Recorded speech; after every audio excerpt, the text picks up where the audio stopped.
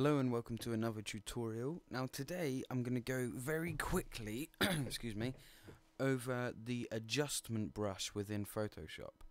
I've selected this photograph which was taken of a cake, as you can see, and it was actually at a christening that I shot just over a month ago now, I think.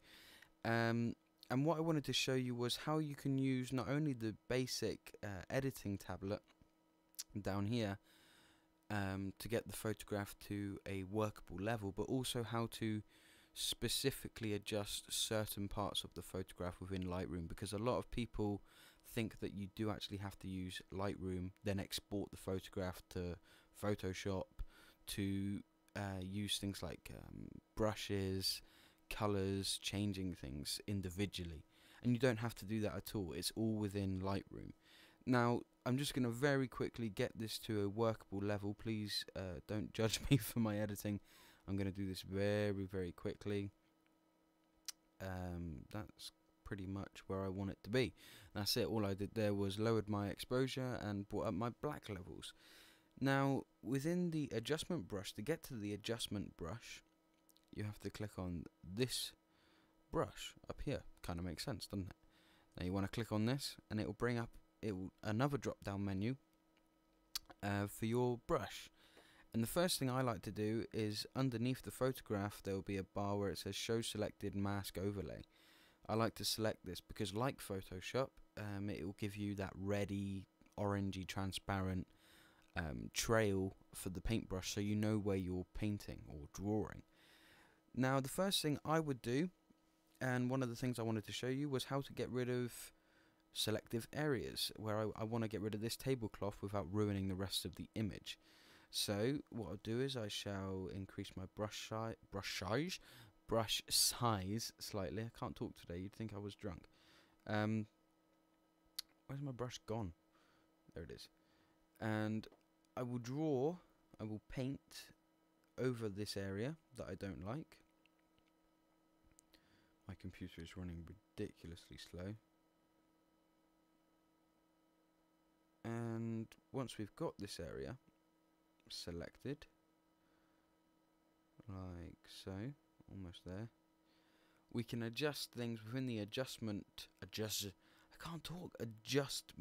brush palette, so that we can adjust things to make it look how we want it to look. And for me, I want it to be black. I want it to have no exposure whatsoever, to merge in with the rest of the black background. And that way your eye will be focused purely on the cake.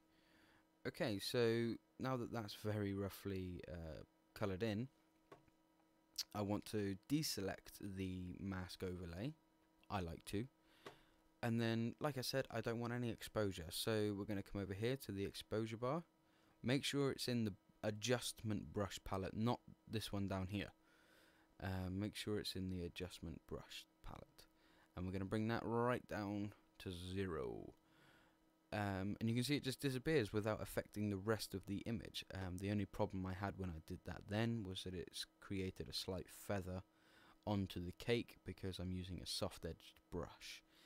But it's a really helpful toolkit, this one, because I don't have to worry about taking it into Photoshop and using other tools that are actually available in Lightroom. You can do the same thing. Anything it's got here in this palette, you can use it for. Brightness, if I wanted to increase the brightness or something, same process. Select the area, deselect the mask overlay, and increase the brightness. Contrast, same thing. Saturation, same thing. It's all the same. And one of my favorites is the sharpness. Increasing the sharpness of a subject in Lightroom is so much easier, I feel, than in Photoshop. If I've got a model, for example, gorgeous girl model, female model, and everything's great, I've done a little bit to her skin to sort of almost soften it out just a little bit, but the thing about it is I don't want her eyes to soften with decreasing the clarity, and the way to get around that is to use the adjustment brush. I can manually select which areas I want low clarity and which areas I want high sharpening. And it really gives you free reign over pretty much everything you need to make a decent photograph pop, you know, to make a photograph exciting to look at. So that is pretty much it. Very quick. I just wanted to let you know about it because there are so many people that don't realize they can do just as good, if not better, to get just as good, if not better, results than in Photoshop. You can use the thing in Lightroom. You can use the adjustment brush. So yeah, I hope you enjoyed that, guys. I know it was only a quick one. Make sure you subscribe if you like the videos. Let me know feedback, good or bad. I'll take it all on board and try and create better videos for you guys. And I shall speak to you soon. Take care. See you later.